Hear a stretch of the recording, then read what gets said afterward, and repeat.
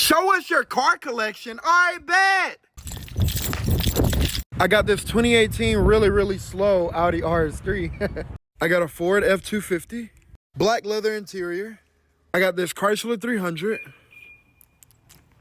It got funny doors, but I do like the interior in this one. Also love the stars, they're pretty cool. I'm not sure what this is, but it's on both sides. It's pretty cool though. That's my arms alone, but I also like when I press this button, it closed the door automatically. I also got this C8 Corvette. This is probably one of my favorites. This one also has funny doors. I like this one the most though.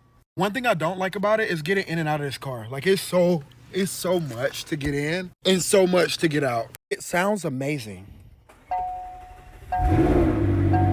Like look at this. Oh my goodness. I love when the wing goes down. And I got this clapped out Honda.